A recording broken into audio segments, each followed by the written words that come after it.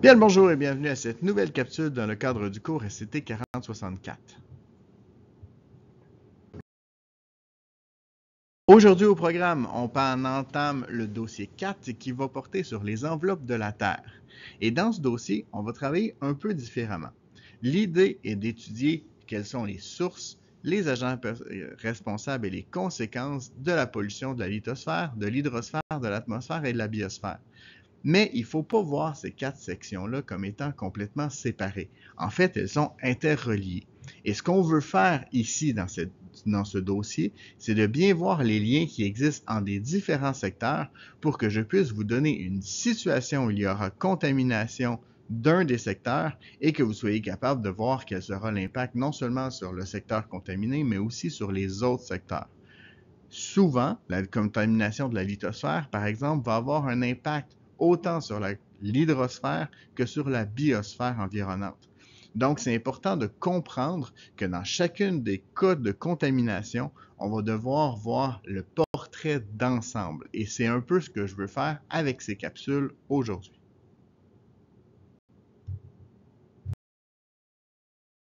Commençons donc avec les sources de contamination que j'ai regroupées en trois grandes catégories, soit le domestique et l'enfouissement, donc ce qui vient autant de nos maisons, de nos productions agricoles dans chacun de nos secteurs, mais aussi de l'enfouissement de nos déchets domestiques et du traitement de nos eaux usées. Ensuite, on va parler du secteur agricole qui consiste à produire nos denrées alimentaires dans les champs. Et le troisième secteur sera le secteur industriel et minier que j'ai regroupé ensemble, où est-ce qu'on va voir autant la production de biens et services, mais aussi la production de minerais tirés du sous-sol de la Terre. Au niveau des agents responsables, les agents responsables, ce sont les contaminants comme tels, donc les substances qui vont causer cette contamination. Évidemment qu'on parle de tout ce qui est domestique et enfouissement, eh bien, on va toucher à peu près à tous les agents responsables. Puisqu'on va avoir une certaine production, on va avoir des gazons verts, donc on va mettre des engrais qui vont contenir des phosphates, des nitrates, des nitrites sur nos gazons et aussi dans nos jardins et dans nos plates-bandes. Mais on va aussi avoir l'usage de pesticides et d'insecticides pour s'assurer d'avoir des belles plantes. On va avoir aussi les bactéries qui sont causées, entre autres, par le traitement de nos eaux usées, mais aussi par l'épandage de fumier à l'intérieur de nos jardins domestiques et aussi par l'enfouissement de nos déchets domestiques. Finalement, on va avoir les métaux lourds. Les métaux lourds, on va plus les retrouver dans nos sites d'enfouissement lorsqu'on va se départir de nos produits qui ne servent plus.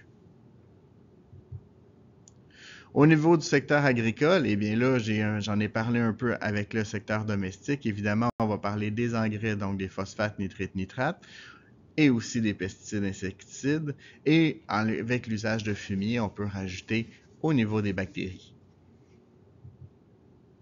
Au niveau du secteur industriel et minier, dans ce cas-ci, on parle plus spécifiquement des métaux lourds qui vont être émis par ce secteur, donc qui vont être autant lors de la production minière où est-ce que je vais avoir les eaux de ruissellement qui vont venir contaminer nos sols avec les déchets miniers, mais aussi au niveau de notre production industrielle.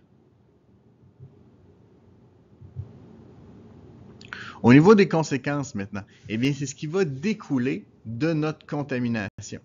Donc, s'il n'y a pas de conséquences, on ne peut pas vraiment parler d'agents contaminants, mais il va toujours avoir une conséquence sur un élément ou sur un autre.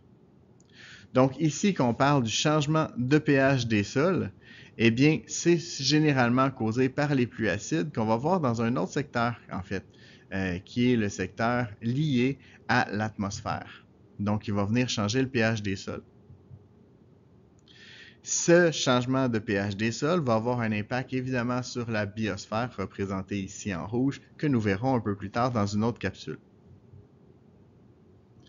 Tout ce qui concerne les phosphates, nitrites, nitrates, pesticides, insecticides, bactéries et métaux lourds vont avoir un impact sur la contamination de la nappe phréatique et donc sur la contamination des eaux que l'on va voir au moment où est-ce qu'on va étudier l'hydrosphère.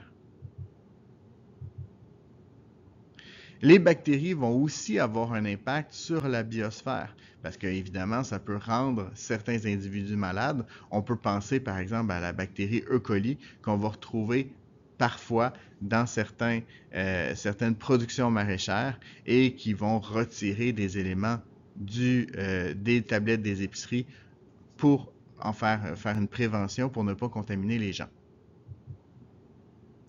Au niveau des métaux lourds, des pesticides, mais aussi de la contamination dans la nappe phréatique qui est causée par ça, eh bien, toutes ces substances-là sont absorbées par les plantes.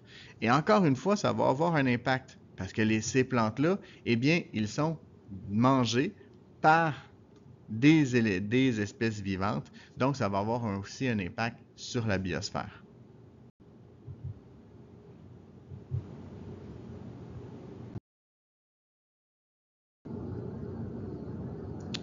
Nous avons 3 types de contaminants qu'on va retrouver principalement. On parle ici, là, je vais un petit peu plus détailler sur les contaminants potentiels. Donc, on parle des contaminants organiques qui sont principalement des hydrocarbures, donc tout ce qui est huile, pétrole et compagnie. On va avoir aussi les POP, donc les produits organiques persistants. On parle ici des pesticides et des insecticides. Et on va avoir les bactéries qu'on va rentrer dans la catégorie des contaminants organiques. Tous ces contaminants-là viennent principalement des secteurs agricoles, mais aussi des secteurs industriels, des stations de raffinage de pétrole, des stations-service ou des fuites qu'il pourrait avoir dans des réservoirs souterrains. On parle même ici de vieux réservoirs au gaz dans les maisons qui peuvent être mal entretenus et qui peuvent finir par avoir des fuites. Évidemment, ces sources-là peuvent aussi venir des centres d'enfouissement de déchets, comme j'en ai parlé tantôt. Au niveau des déchets inorganiques, on va parler des métaux lourds, comme le mercure, le plomb ou l'arsenic. Évidemment, de la contamination qui nous provient des pluies acides, mais aussi des résidus industriels, comme par exemple le méthyle de mercure. Évidemment, ils vont venir des secteurs industriels, comme je viens de le dire, mais aussi des centres d'enfouissement de déchets et des secteurs miniers. Au niveau du troisième type de contaminants, qui sont les contaminants radioactifs, eh bien, évidemment, ce sont des contaminants qu'on ne veut pas avoir si près de nous. Généralement, ils vont venir des résidus miniers.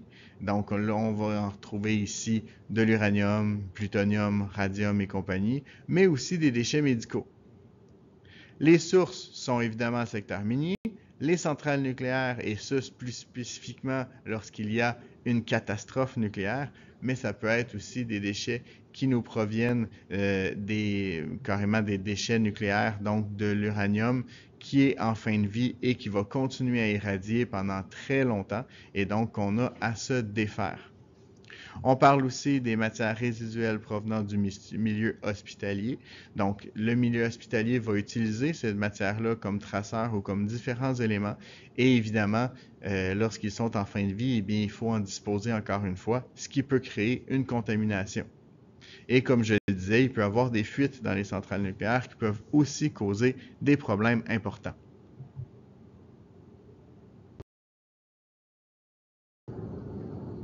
Au niveau des conséquences, eh bien, on va parler de l'acidification des sols comme on l'a vu tantôt. On va parler de la contamination et de la mort de différentes espèces causées entre autres par les contaminants radioactifs, les métaux lourds, les hydrocarbures, les POP, mais aussi les bactéries qui peuvent provoquer des maladies. On peut aussi parler de l'introduction dans la chaîne alimentaire et la bioaccumulation qu'on va voir un petit peu plus tard. Donc, ce sont des contaminants qui vont se retrouver dans la chair et donc qui vont être consommés par les animaux qui vont consommer la chair de ces animaux-là et donc, de cette façon-là, causer un problème majeur au niveau de la chaîne alimentaire.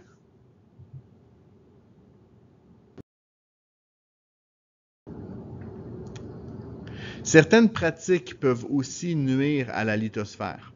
Par exemple, l'utilisation de machinerie trop lourde dans les champs vont créer une compaction des sols. Ce que ça fait, c'est que le sol finit par être mal oxygéné, et en étant mal oxygéné, eh bien, sans oxygène, on détruit la vie. Donc, ça va créer la mort de micro-organismes qui sont utiles au niveau des sols, spécialement au niveau de la décomposition de la matière organique. On va aussi avoir des sols qui vont être mal drainés parce que l'eau ne peut pas pénétrer à l'intérieur des sols et donc qui vont créer des grandes étendues d'eau stagnantes qu'on n'est pas capable de faire pénétrer à l'intérieur du sol. Également, le fait que justement cette eau-là n'est pas capable de pénétrer, eh bien, ça va favoriser le ruissellement au lieu d'être intégré à l'intérieur du sol. Donc, ça va amener les engrais avec les eaux de pluie dans les eaux de ruissellement vers les lacs et les rivières où est-ce qu'on n'en veut pas en fait d'engrais. Deuxième pratique, on parle de la monoculture et de la rotation accélérée des cultures. En fait, ce que ça fait, c'est l'épuisement des sols parce que le sol ne peut pas se régénérer et défaire la matière organique pour pouvoir redevenir riche. Donc, ça crée évidemment un appauvrissement des sols, ce qui implique qu'on doit utiliser beaucoup plus d'engrais pour pouvoir fertiliser notre sol. Et la troisième pratique, on parle évidemment des pesticides. Les pesticides vont avoir un impact sur les micro-organismes, insectes et petits organismes utiles autant que les organismes inutiles. Donc, ça va détruire des micro-organismes dont on a besoin au niveau des cultures, mais ça va aussi contaminer la chaîne alimentaire et avoir un impact sur d'autres individus qui ne sont pas du tout visés par les pesticides et qui peuvent parfois être un peu loin des champs, simplement par la contamination de la chaîne alimentaire.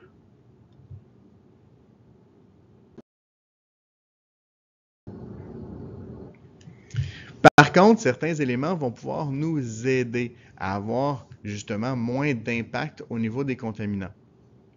Et là, on parle évidemment de la capacité tampon des sols. La capacité tampon, en fait, c'est la capacité d'un sol de conserver un pH à peu près stable, même s'il est exposé à des acides et des bases. Donc, s'il est exposé, par exemple, à des pluies acides. Les sols possédant une bonne capacité tampon sont les sols riches en matière organique. Donc, ça va être des sols qui vont être plus foncés, de la terre plus grasse et où est-ce qu'on va avoir de la végétation et des micro-organismes de façon importante. Lorsqu'on parle de sable plus rocailleux, de sable plus sablonneux, à ce moment-là, on va avoir un sol plus pâle et ce sont des sols qui ont évidemment une moins grande capacité tampon. La végétation est plus fragile sur ces sols-là, donc ça crée des sols qui sont plus stériles, donc qui ont plus de difficultés à avoir de la vie qui vont pousser à l'intérieur. Et c'est ce qui met fin à cette capsule. J'espère qu'elle vous a plu. Vous êtes maintenant les experts en lithosphère. À vous de surpasser le maître et attention de suivre les prochaines capsules qui porteront sur les autres couches de la Terre.